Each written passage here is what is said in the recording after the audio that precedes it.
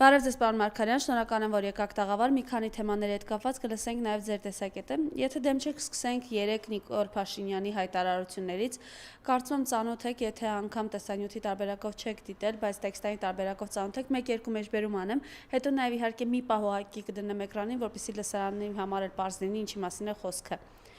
Երեխաների ապագային սպառնացող ցանկացած սպառնալիք իրենց բնում ջախջախելու եմ, դրանք են Ռոբերտ Քոչարյան, ներողություն ուղղակի ուղիղ մեջբերում, կալուգացի օլիգարխ,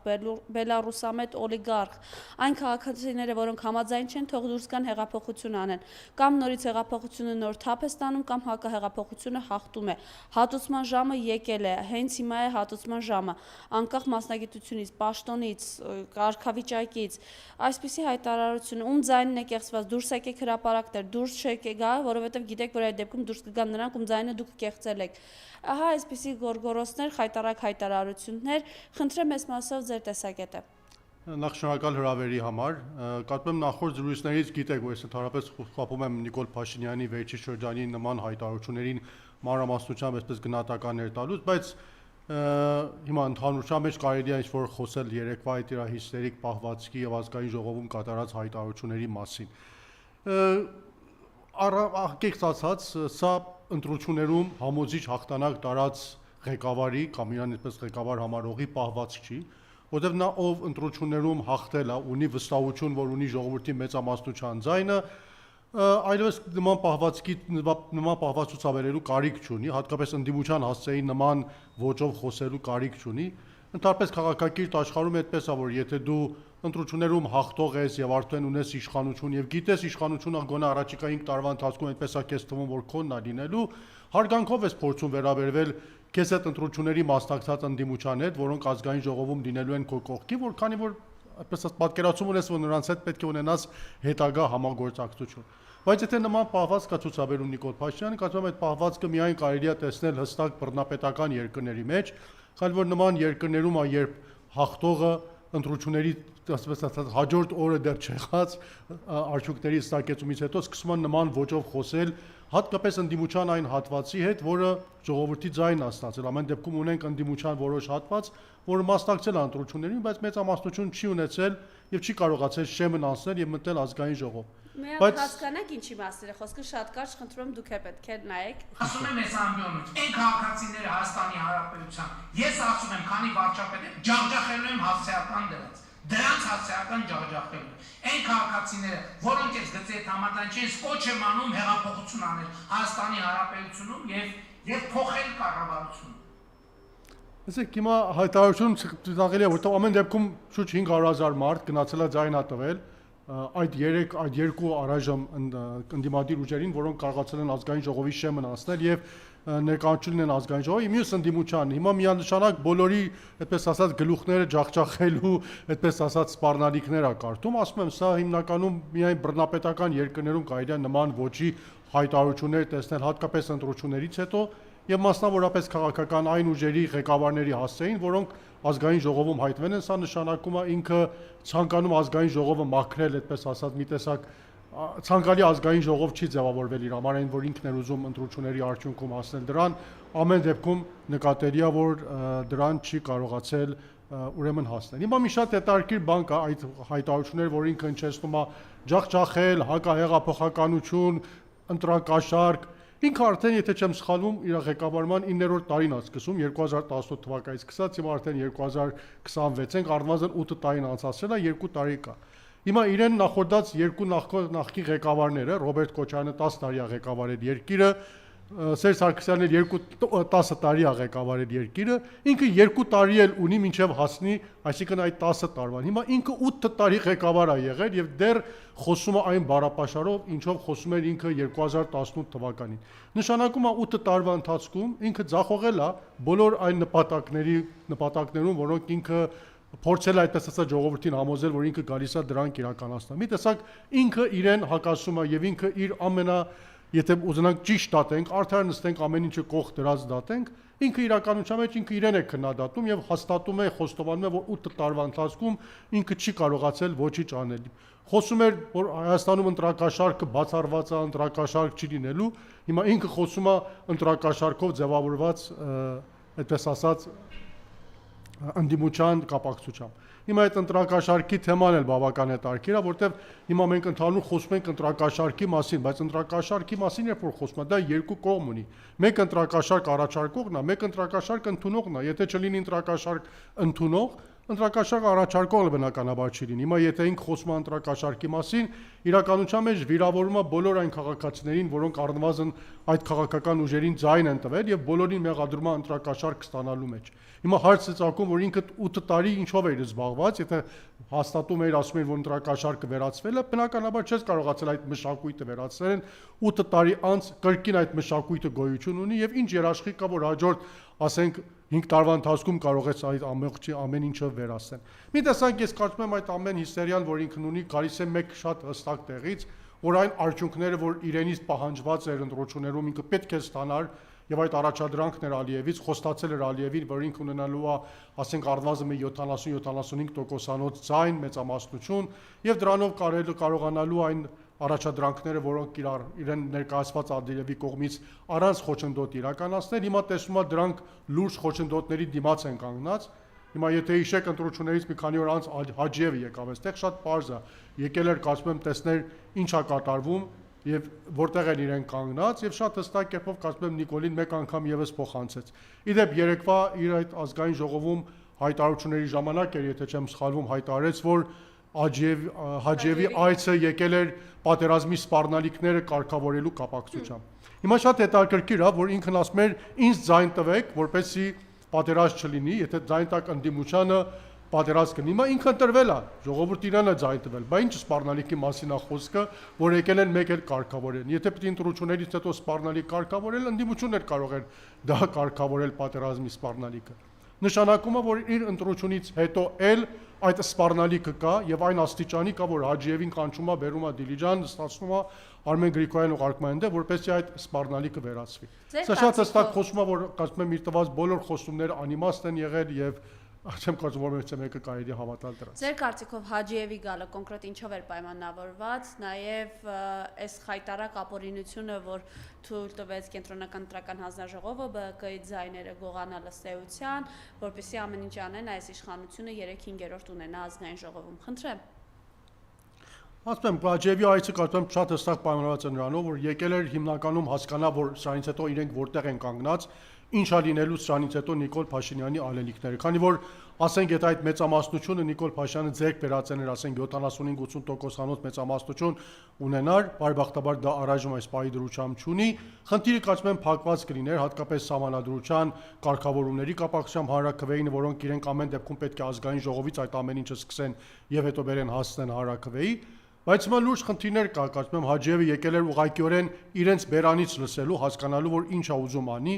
եւ մենք հիմա դեպցանք, որ Հաջիևի այցը տեղի ունեցավ ճիշտ այն օրը, երբ ասենք Կենտրոնական ընտրական հանձնաժողովը որոշ որոշումներ պիտի կայացներ, նիստեր պիտի կայացնեին, եւ մի տեսակ դրանից հետո արդեն սկսեց շատ ավելի խստանալ ընդդիմության դեմ բռնաճնշումներ, արդեն որոշեցին հիմա Ռոբերտ Քոչարյանի դեմ քրեական գործ հարուցել կամ ինչ-որ հիմար բաներ գտնել, որպեսզի կարողանան, ինչպես ասած, դա գործ հարուցեն իր դեմ։ Կարծում եմ այս բաները հենց ուղղակիորեն Հաջիևի այցի հետևանքներն են եւ նաեւ վստահ արդեն տեղյակ եք, որ ազգային ժողովում մի օրենքի բարեփոխման նոր նախագիծ են, որքան տեղյակ եմ Աշովանից խոսման մասին, որ մտցրել են հանրաքվեի համար նոր բարեփոխումներ են ուզում անցկացնել, ըստ երևույթին հիմա իրենք գիտեն, որ քվարկողների այդ թիվը, որ հիմա Հայաստանում գոյություն ունի շուրջ 2.5 միլիոն էր, ինչ որ իրենք ներկայացնում են մոտորապես, այդքան թիվը հանրաքվեի չեն կարող ունենալ, 60%-անոց մեծամասնություն չեն կարողանալու ունենալ։ Հիմա ինչ որ բան են մոգոնել, որ կարողանան այդ քվարկության իրավունք ունեցողների թիվը պակսեցնեն, իրավունքի քվարկության իրավունքն են սահմանափակում ժողովրդին, փորձում են կայացնել մի ինչ որ այդպես ասած լուծումների, որ կարողանան այդպես ասած այդ առաջադրանքը կատարեն։ Կարծում եմ Հաջիևի առաջ հավանաբար իրենք այդպես են խոստացել, որ մենք այս կարգավորումները կանեն, մտահոգ մի եղեք, այդ սահմանադրությունը, որ խոստացել ենք, մեկը անցկացնելու ենք։ Հիմա երկու ճանապարհ կունեն առաջ իրենց արժևում դրված, նախ այդ կարգավորումներ անեն, որպեսզի կարողանան մի քիչ ավելի հեշտացնեն իրենց այդ 60%-անոց, եթե չեմ սխալվում, մեծամասնություն հանրաքվեի ժամանակ ունենալը, եւ դրան զուգահեռ նաև որքան հնարավոր է չեզոքացնել այսօրվա ընդդիմությանը, որը հայտնվել է ազգային ժողովում, քանի որ ես կարծում եմ մի տեսակ այս ընդդիմությունը ոսկոր ա լինելու Նիկոլ Փաշինյանի կոկորդում ազգային ժողովում, հատկապես մանդատների թվով նախկինից ավելի շատ մանդատներ ունի,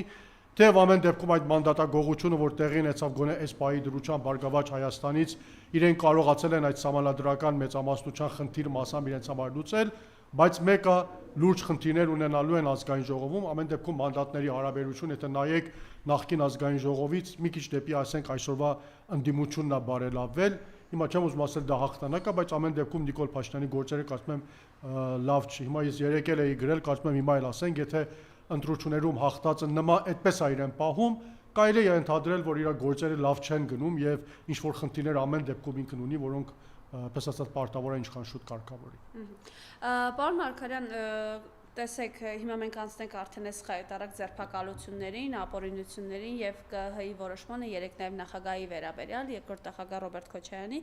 ինչ է կարծում ես ձերբակալությունները այն նպատակով են, որպեսզի իրեն էլ խանգարողներ չլինեն, ինչպես նաեւ գիտեք, որ հա ադրբեջանական կողմի նպատակն է այդ 300,000 ադրբեջանցիներին բերել Հայաստան, որ ասում են կմնա մի 1000 հայ փուչիկներով բան ծափով, դմդմփույով կդիմավորի, խնդրեմ այս մասով ձեր տեսակետը եւ հենց մասնավորապես նախագահ Ռոբերտ Քոչարյանի դեմ, այսպես ասենք, այսպես սկսված արշավը։ Իհարկե կալանավորումները սկսվել էին դեռ մինչև ընտրությունները, եթե հիշեք, նախքան ընտրություններն էլ արդեն այս բռնաճնշումները, հալածանքները սկսվել էին, հիմա փորձում են այդպես ասած մարդկանց ձայնագրություններ երկու հոգի միտեղ խոսում են իրար հետ, այդ ինչի ովքեր են խոսում, անպայման միտեղ ասենք ինչ-որ քաղաքական ուժի անուն են տալիս, հետո այդ քաղաքական ուժի վրա սկսում են ընտրակաշառքի գործով գործեր հարուցել եւ արդեն շարունակությունը գիտեք։ Շատ բնական է, որ փորձում են հիմքեր ստեղծել։ Հիմա ամենածիծաղենին կարծեմ Ռոբերտ Քոչարյանի հետ կատարվածն էր, նախ իր մուտք արգելեցին Հայաստանից, հետո երբ հարցում կատարվեց, պարզվեց, որ ընդհանրապես որևէ քրական գործ չկա, որի արդյունքում պետք է իր մուտքը ելքը երկրից արգելվեր, կներեք, ելք արգելեցին եւ հետո պարզվեց, որ պատճառ չկար, որ ելք արգելեին, հետո մի տեսակ փորձեցին այդ ելքը գտնել, հիմա արդեն 3 կենտրոնական ընտրական անձնաժողով դիմեց դատախազությունը, որպեսզի գործ հարուցի։ Հիմա այն պահին, երբ այդ խնդիրները հարուցվեց, ժողովուրդը հավանաբար Նիկոլի ընտրած այդ մի քանի 100,000-ը ենթադրեց, ահա Նիկոլ Փաշինյանը վերջապես որոշել է 8 տարի առաջ տված իր խոստումը կատարել, մարտի 1-ի գործ, ես ինչ գիտեմ օկտեմբեր 27, դրանք են հիմքում լինելու, հեսա Ռոբերտ Քոչարյանին նստեցնելու, բայց հիմա պարզվում է ինչ, որ Նիկոլ Փաշինյանը այստեղ էլ էլի իր ընտրազանգվածին խապել է, քանի որ այն գործը, որով հիմա փորձում են Ռոբերտ Քոչարյանի դեմ գործ հարուցեն, ընդհանրապես նման բաների հետ կապ չունի, ինչպես արդեն հետո պարզվեց, խոսքը վերաբերում է մի քանի հատ տենիսի ընդհանրապես ընդհանուր կորտերի օտարման մասին, որոնք ասենք եթե չեմ սխալվում 2004 թվականին տեղի ունեցել, հիմա պարզ չի ինչքան մասնակցություն նախագահան ունեցել այդ հարցում չի ունեցել։ Այսինքն այս հարցում էլ կրկին կարելի ասել մի տեսակ ժողովրդի Նիկոլ Փաշինյանի գոնե սպայի դրությամբ խապել է, ժողովուրդը կարծում էր հիմա այն ենթադրյալ գործերով անստելու, բայց Ռոբերտ Քոչարյանին փորձելու Նիկոլը նստացնել, բայց տեսնում եք այդպես չի։ Կարծում եմ հիմնականում բռնաճնշումներ իրականացնելու նպատակ է հետապնդում։ Ես իմ անձնական տեսակետը հետևյալն է, որ Նիկոլ Փաշինյանը փորձում է իրավիճակը սրել հիմա ինչ որ որոշակի նպատակով։ Կարող է նպատակը մեկը լինել հետևյալը, որ իրավիճակը սրելով ընդդիմությանը հասնել այն եզրակացության, որ դուք ընդհանրապես անելիք չունեք, ազգային ժողովում մանդատները մի վերցեք, դա կարծում եմ կլինի իր համար ամենալավ տարբերակը, թեև տարբեր տեսակետներ կա, հիմա խոսվում է գուցե վաղը այդ մանդատ թեմայի մասին խոսել, մանդատ վերցնել, չվերցնել, բայց ամեն դեպքում ինչ որ ժամանակ ամեն դեպքում այդ հարցը արժանական է դառնալու եւ պետք է դրան անդրադառնալ։ Հիմա կարծում եմ Նիկոլ Փաշինյանը պատրաստվում է տանում է իրավիճակը սրացման, հասնել դրան, որ ասենք ընդդիմությունը մանդատները չվերցնի, դրանից հետո հիմա ինքը տեսնում եք արդեն ամեն ինչի համար մի հատ այդպես լուծում, այդպես ասած ձեռքի տակ ունի, հանում են։ Հիմա շատեր ասում են օրենքով հնարավոր չի դա անել, բայց Նիկոլ Փաշինյանի համար դժվար չի այդ ամեն ինչը կատարել, հիմք ունենալով 2020 թվականի սահմանադրական դատարանի օկուպացումը, կարելի է ենթադրել, որ այս մարդկանց ամեն ինչ թույլատրված է, տեսանք ինչպես մանդատ գողացան մի քանի օր առաջ, այդ հիմար պատճառաբանությունները, որ կենտրոնական ընտրական անձնաժողովը բերում էր վերընտրություն հաստատելու համար, մենք նման իշխանության հետ գործ ունենք, սրանց համար դժվար չի օրենք ձևավորել եւ այդ օրենքի շրջանակում անել։ Եվ հավանաբար մանդատները կփորձեն հանձնել հաջորդ ուժերին, դե դրանցից մեկն էլ գիտենք արդեն շնորհապետական կուսակցությունը, մի տեսակ այսօրվա այս ընդդիմությունից ձերբազատվեն, նա շատ համոզիչ, այդպես ասած, հասնել այդ մեծամասնությանը, որ հարակվեի համար իրենք ազգային ժողովում են։ Կամ մի տեսակ իրավիճակը սրել, հասնել միտեղ, որ գուցե ունենա քիչ գիտեմ, հասնել միտեղ, որ նոր ընտրություններ անցկացնելու կարիք լինի, կրկին անգամ ընտրություններ անցկացնել, բայց այս անգամ ընտրություններ անցկացնել փոփոխված օրենքներով, տեսնում եք արդեն օրենքներում փոփոխություն են անում, փորձում են այնպիսի օրենքներ անցկացնել, որով ուզում ընտրությունների մասնակցի 6 ամիս պետք է անպայման Հայաստանում բնակություն ունեցած լինի, հետո ընտրությունների մասնակցի, այդ ձևակերպումները անելուց հետո հասնեն նոր ազգային ժողովի ընտրությունների եւ դրանով իրենց ցանկացած ազգային ժողովը ձևավորեն։ Ամեն դեպքում այս իրավիճակը կարծում եմ շատ պարզ է, որ Նիկոլ Փաշինյանին ձեռնտու չի բնականաբար եւ այս պահի դրությամբ ես կարծում եմ ինքը միայն փորձում է գնալ, այդպես ասած, խաղալ ընդդիմության ներվերի հետ որոշակի նպատակներով իրավիճակը սրել, դե գիշում եք այս մարդու ոճը դա եղել մարտի 1-ից սկսած մինչև այսօր նույն ոճով է ինքը առաջորդվել, կարծում եմ հիմա իսկ այսօր էլ նույն դերի մեջ է եւ նույն դերակատարումն է ստանձնել։ Հենց նոր Ալիևից հերթական հայտարարությունը։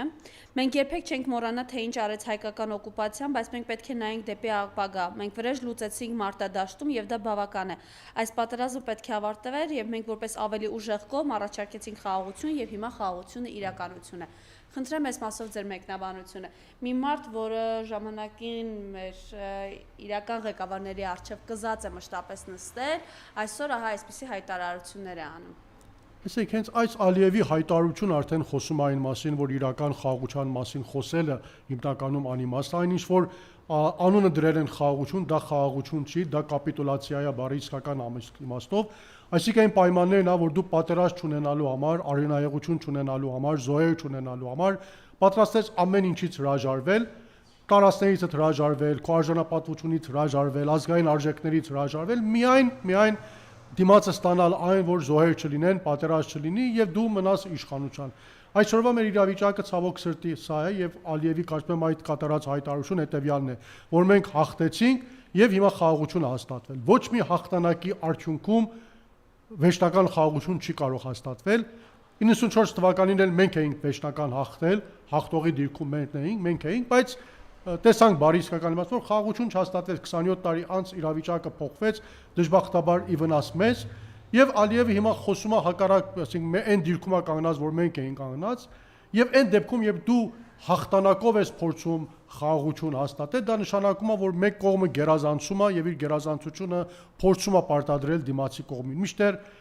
իրական խաղաղություն հաստատվում այն պայմաններում, երբ երկու կողմերը հավասար դիրքերի վրա են կանգնած, հավասար պայմաններում են նստում բանակցությունների սեղանին եւ կարողանում են միասին իրար հետ համաձայնության գալ, ինչ որ այդպես ասած հակարկություններ տալ, ինչ որ զիջումներ կատարել, ինչ որ բաներ ստանալ։ Հիմա այս դեպքում դեռ որևիցե մեկը չգիտի կամ չենք տեսնում առարկայական, թե մենք այս ամբողջ գործընթացների մեջ իրականության մեջ ինչ ենք ստացել մինչև այս բանը։ Միակ բանը, որ ստացել ենք սահմանին զոհեր չունենալը, որ դա էլ մի տեսակ այդպես ասած դեռ կասկածի տակ է, որ իրականության մեջ այդպես է թե ոչ,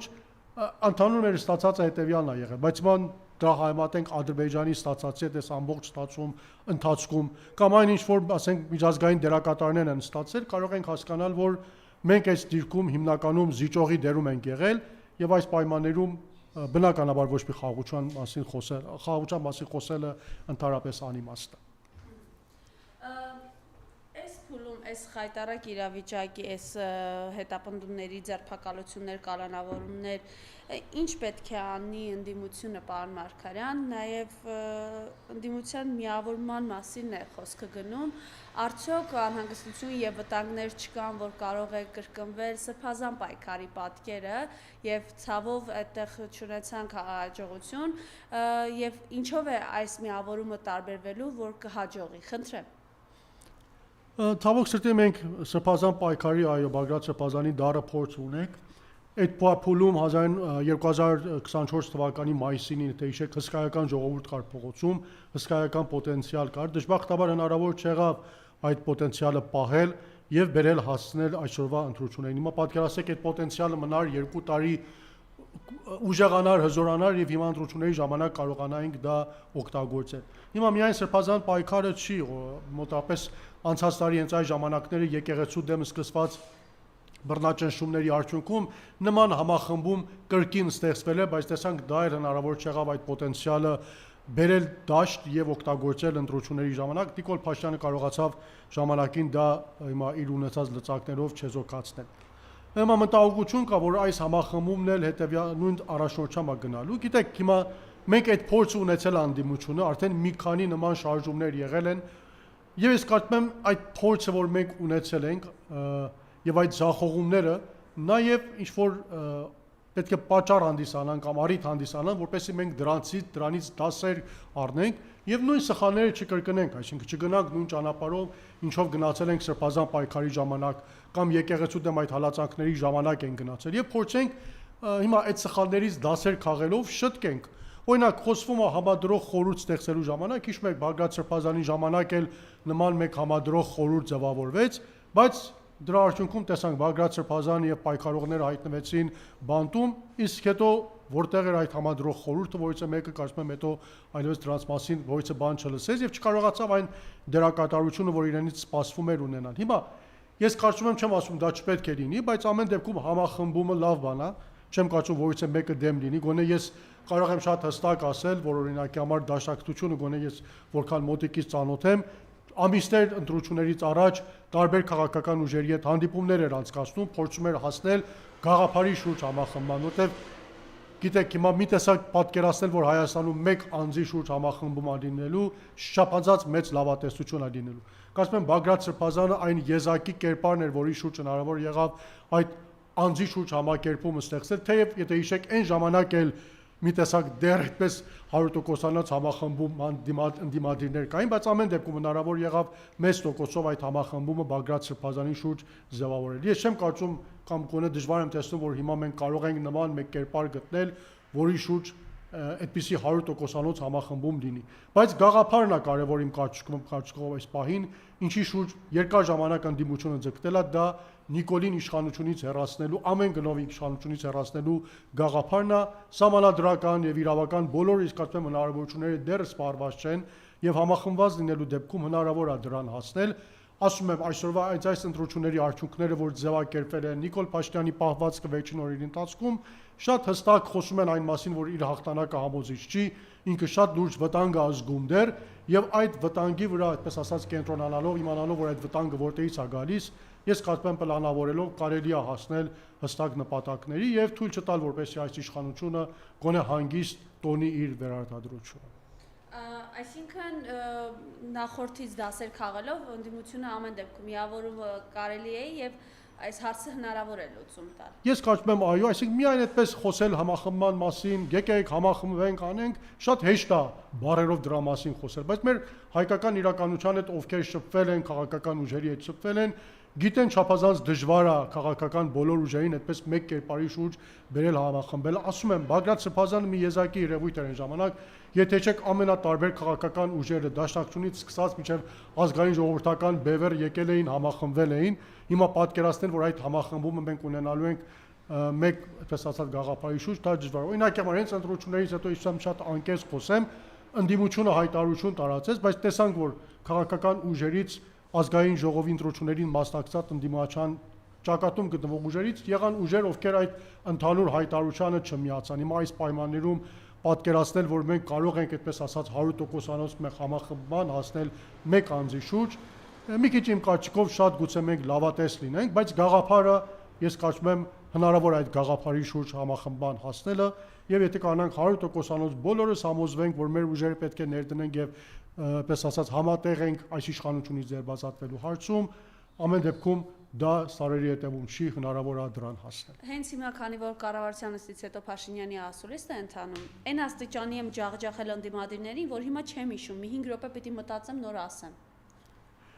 Ինչ ասեմ, երեկվա իր պահվածքը կարծում եմ ամենալավ վկայությունն է կամ պատասխանը իր այսօրվա պահվածքի։ Չեմ կարծում այսօրվա մեր ընդդիմությունը ջախջախված ընդդիմություն է, մեր ընդդիմությունը գոնե կարողացել է հասնել այն նպատակին, Նիկոլ Փաշինյանին թույլ չտվել ունենալ այնպիսի մեկ մեծամասնություն ազգային ժողովում, որով ինքը կարող էր հեշտությամբ այդ հարակվեին հասնել։ Սա